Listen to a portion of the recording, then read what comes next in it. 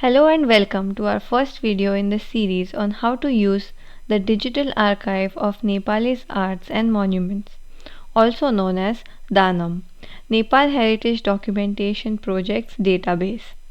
This video will give a brief overview of how one can find a monument on DANAM and what information is available on the monument page. The page that we see right now is NHDP's official website. Here you will find all information regarding the project. For now, let's go to the tab DANAM, the database. If we click on that, we have an option to search monuments in general or in a specific category like monastic buildings or arcaded rest houses. Let's go to search monuments. There are three ways to search for a monument. First, by its name. If you know the name of the monument, you can type it in and all the options with this name will appear. For example, Iba Bahi.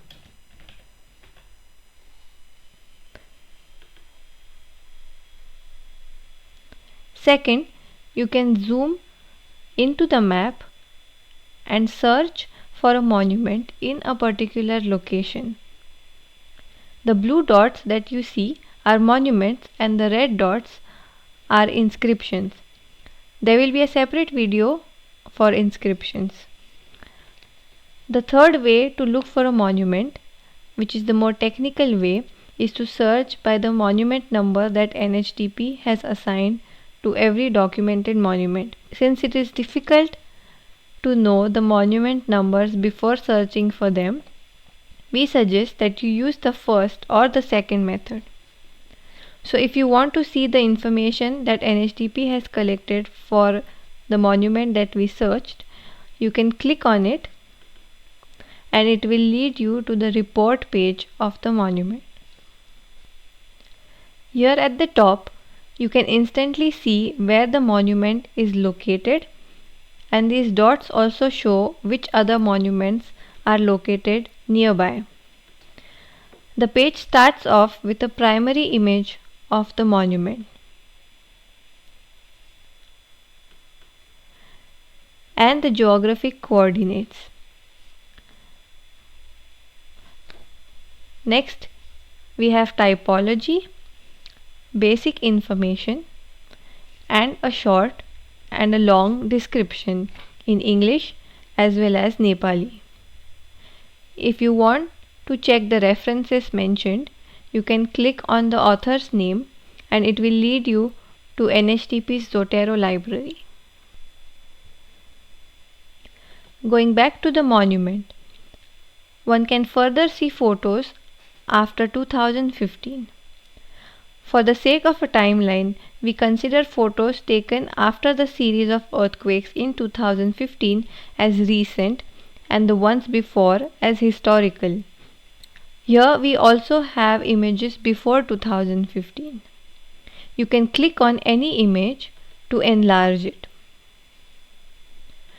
The references for these images can also be found by clicking on the author's name.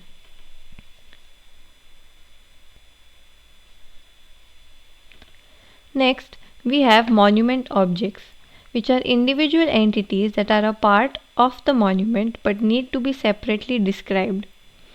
You can see images of the objects, a small description, the object identity number, typology, material, where it is located, and if it has a date.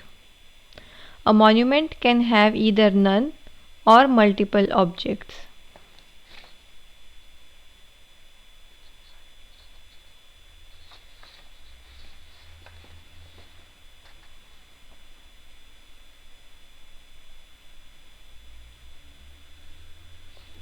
Further, we have maps, plans, and drawings. Usually, we create a location map, a site plan, and a floor plan, and sometimes also a section and elevation depending on the monument.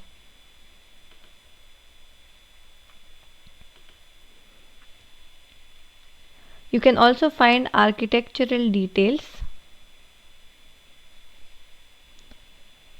and measurements and a brief overview of damages and threats.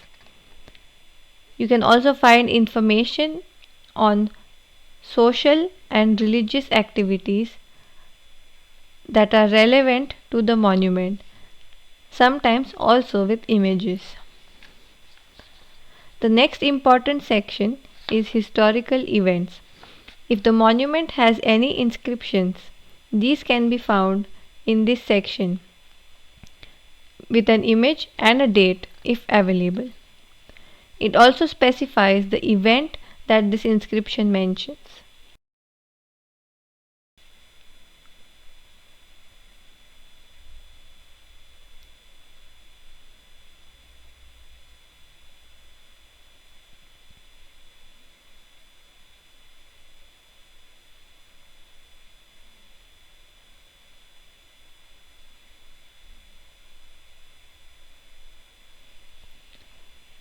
And lastly, you can see the team members who contributed to documentation of this monument.